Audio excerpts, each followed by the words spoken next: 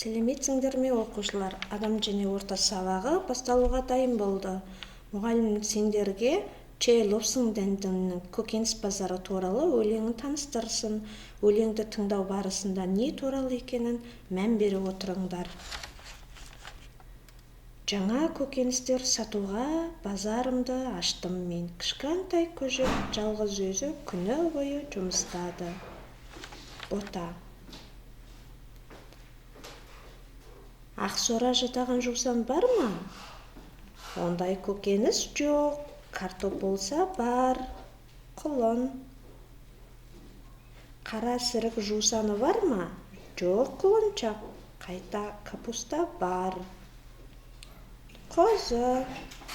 Сендерде жуа бар ма? Өкінішке орай ол да жоқ. Қайта сәбіз бар.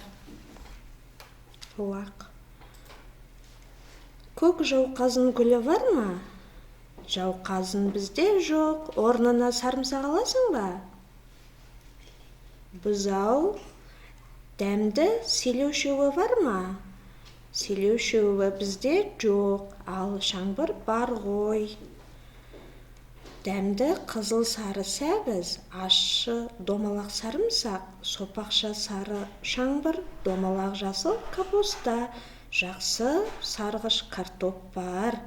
Жануарлардың жейтін көкөністері әзірше бізде жоқ болып тұр. Егер қайта келсең, егіп жинап әкелемін. Өлеңнің іс-әрекеттерін байқап отырған боларсыңдар. Көкөніс дүңгіршегіне қандай жануарлар келіп, қандай өсімдіктер сұрады? Ойланыңдар. Атайық. Бота, лақ, құлын, бұзау, қозы. Бұл өсімдіктерді сұрап келген жануарларды қандай жануарлар деп атаймыз? Өте жақсы. 5 түлік малдың төлдері, иә оқушылар? 5 түлік мал туралы алдыңғы сабақтарда әңгімелескенбіз. Бұл 5 түлік малдың төлдері көкөніс базарына келіп, көкөністер сұрапты. Қандай көкөністер сұрады екен? Атайық. Ақсора жатаған жусан, қара сірік жусаны, жуа, көк жауқазын гүлі, селеу шөбі деген өсімдіктерді сұрапты. Бұл өсімдіктер көкөніс базарында болды ма? Әрине жоқ. Онда қандай көкөністер болды? Картоп, сарымсақ, шаңбыр, капуста, сәбіз. Олай болса, бұл көкөністерді қандай көкөністер деп атаймыз? Өткен сабақта да айтылған, әрине азық-түлік көкөністері деп атаймыз. Тақтадағы 2 суретке назар аударып, барлығымыз атайық. 5 түлік мал. Ал мұнда азық-түлік көкөністері тұр, иә? Олай болса, бірінші суретті жалпылай не деп атаймыз? Екінші суретті жалпылай не деп атаймыз? Өте жақсы. Біріншісі жан-жануарлар, екіншісі өсімдіктер. Олай болса, біздің бүгінгі сабағымыз жан-жануарлар мен өсімдіктер туралы екен. 5 түлік малдың өнімдерін біз пайдаланамыз, иә? Сондықтан оларды қалай бағып баптауымыз керек еді? Естеріңе түсіріңдерші. Өте жақсы. 5 түлік малды біз қолға үйретіп бағып баптаймыз. Сол себептен оларды үй жануарлары деп атаймыз, иә? 5 түлік малдан басқа қандай үй жануарлары білесіңдер? Атайық. Мұнда үй жануарларының суретімен көрсетейін. Атаңдар сендер.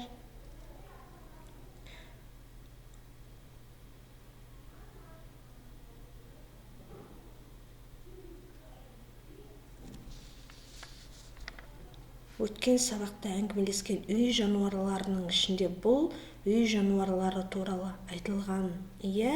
Айтылмаған, иә? Олай болса, бұл есектің суреті екен.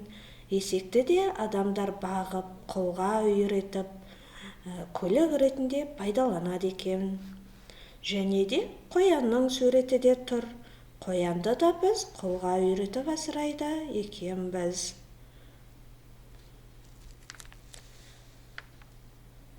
Біз көкөністер жайлы да әңгімелескенбіз. Бұлардан басқа қандай көкөністер білесіңдер? Біз түрлі түсті, дәмді тағамдар жасау үшін жеміс-жидектерді де керектенеміз. Жануарлардың сұрап келген көкөністері көкөніс базарында болды ма? Бұл көкөністер болды. Жануарлар сұрап келген қандай көкөністерді еске түсіріңдер? Жазық далада өсетін жануарлар жейтін өсімдіктер болатын, е? Ал адамдар тағам жасаған кезде бұл көкөністерді пайдаланады екен, және жемістерді де пайдаланады екен. Олай болса, дүкен сөресінде қандай өсімдік тұр? Әрине, бөлме өсімдігі. Онда біз бөлме өсімдігі жайлы әңгімелесейік. Мұнда әр түрлі бөлме өсімдіктері тұр. Е, балалар? Бөлме өсімдіктерін біз әр түрлі тағам жасағанда керектенеміз бе? Жоқ. Олай болса, оларды қандай мақсатпен егіп өсіреміз?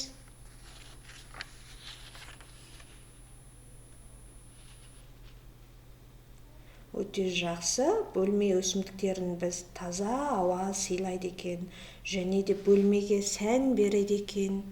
Ата-аналарымызға сыйлайды екенбіз. Аналар мерекесінде аналарыңа гүл сыйлап көрдіңдер ме? Әрине, олай болса, гүлдерді сыйлық ретінде де керектенеді екенбіз. Көкөністер мен жеміс-жидектердің бізге қандай пайдасы бар? Өте жақсы, біздің денсаулығымызға өте көп пайда береді екен. Біздің денсаулығымызға қажетті дәрумендерді бұл көкөністер мен жеміс-жидектерден ала алады екенбіз. Олай болса, үй жануарлары мен көкөніс жеміс-жидектердің пайдасы өте зор. Үй жануарларының өнімдерін көру үшін біз қолға үйретеміз, бағып баптаймыз. Жануарларға үй жануарлары жатады. Басқа қандай жануарлар жатушы еді? Естеріңе түсіріңдерші, балалар. Өте жақсы, жабайы жануарлар, е? Олар туралы біз өткенбіз. Жабайы жануарлардың суретін қарап атаңдар.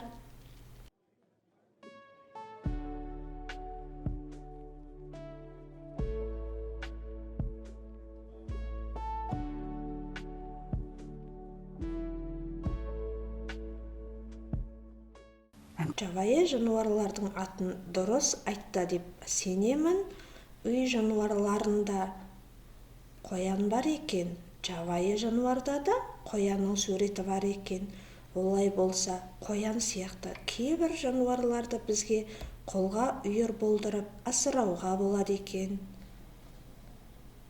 Бізге өте көп өнім беретін үй жануарларының біз қалай малдандырамыз?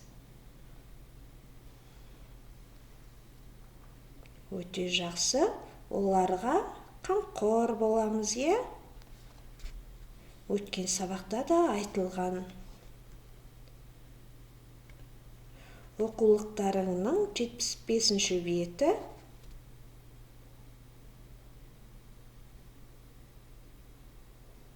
Жануарларға қамқор болу үшін оның үй-шөп, ұяларын жасап беру керек, е? Олай болса, қарындашпен оқулықтарыңа жануарлардың үй-шөбін, ұясын сызықпен көрсетіңдер.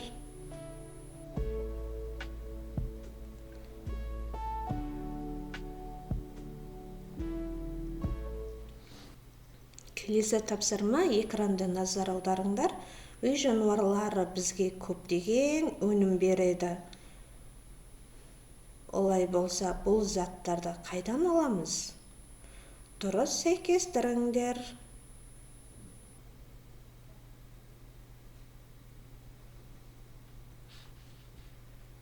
Кілемді неден жасайды? Өте жақсы. Малдың жүндерін пайдаланып жасайды екен.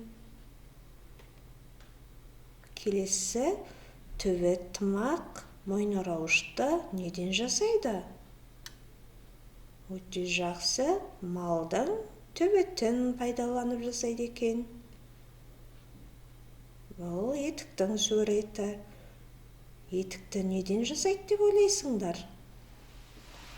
Өте жақсы, малдың терісінен жасайды. Қаймақ. Қаймақты неден жасайды? Өте жақсы, малдың сүтінен жасалады екен.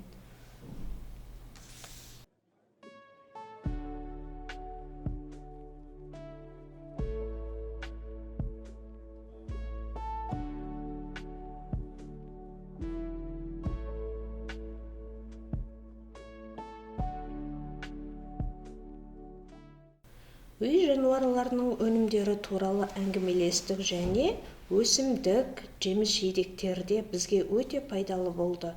Қант жемісі, көкжидек жемісі, чырғанақ жемісі көрініп тұр. Бұлар сендерге қандай пайда береді деп ойлайсыңдар? Қасыңда отырған отбасы мүшелерінің біріне айтып беруге болады. Мен сәбіздің суретін көрсетейін. Бұл денсаулығымызға қандай пайда тигізеді деп ойлайсыңдар? Өте жақсы, көзге пайдасы зор, және де бойымыз өседі екен. Бұл көкөністер мен жеміс-жидектерді сендер қайтулерің керек, үнемі қолдану керек. Оларды үнемі қолданып керектеніп отыру үшін біз не істеуіміз қажет? Өте жақсы, егуіміз керек. Бөлме өсімдіктердің қандай пайдасы бар екенін айтқанбыз, Қайталап айтыңдар. Өте жақсы, таза ауа сыйлайды. Әшекейге керектенеміз, және де сыйлық ретінде де пайдаланамыз. Бұл өсімдіктердің құрамымен өткен сабақта танысқанбыз. Еске түсіріңдер оқушылар. Олай болса, 76-шы беттегі 4-ші жаттығу.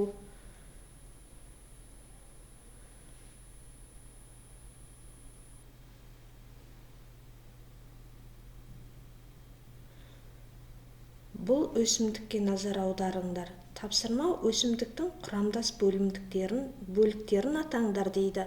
Сендер қарындаштарыңды алып, оқулықтарыңа белгілеп жазыңдар.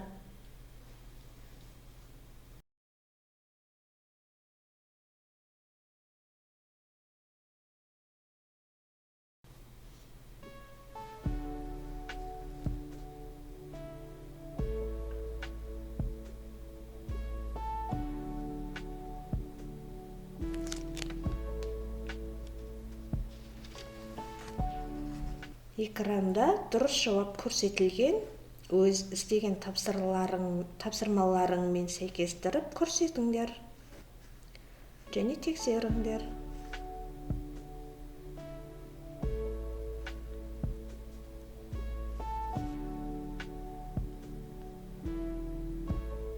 Біз бүгінгі сабақта жануарлар мен өсімдіктер туралы және өткен сабақтарды да қайталадық. Жануарларға үй жануарлары және жабайы жануарлар жатады екен. Үй жануарларының өнім пайдасын көру үшін біз оларды бағып, баптап, қорғау біздің міндетіміз екен, және де өсімдіктер туралы білдік. Бұған көкөністер және жеміс-жидектер мен бөлме өсімдіктері де жатады екен. Көкөністер мен жеміс-жидектер біздің денсаулығымызға пайдалы болғандықтан күнделікті керектену қажет. Күнделікті пайдаланып отыру үшін біз не істеуіміз керек дедік? Өте жақсы, егуіміз қажет. Сендердің ата-апа, әке, шеше, аға, әпекелерің егетін болса, сендер оларға қайткен күнде көмектесулерің қажет. Бөлме өсімдіктері туралы да айтылған. Мен жазып көрсетейін. Таза ауа сыйлайды. Мен қысқартып ауа деп қана жазайын.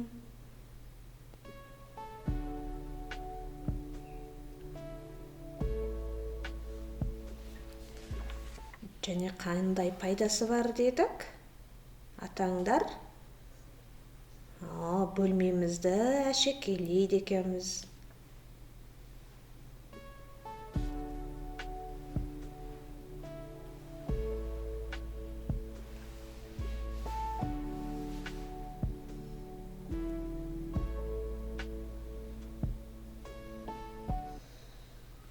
және сыйлығы ретінде керектенеміз дедік, иә оқушылар?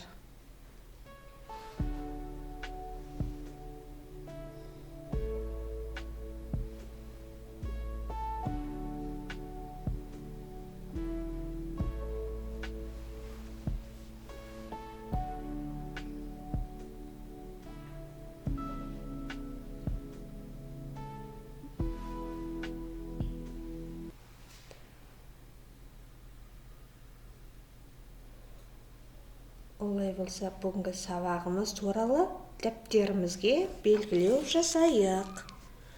Оңай тәсілмен белгілейік. Мен сендерге экраннан көрсетейін.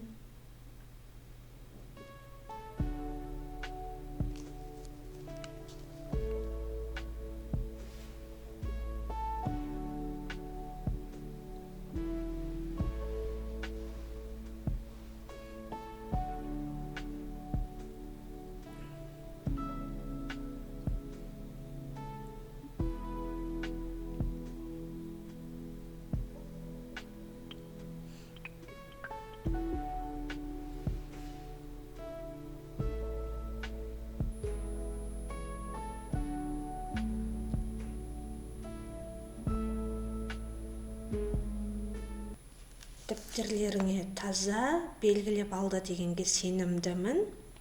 Үй тапсырмасын таныстырайын. Оқулықтарының 76-шы бетіндегі 6-шы жаттығуды орындаңдар.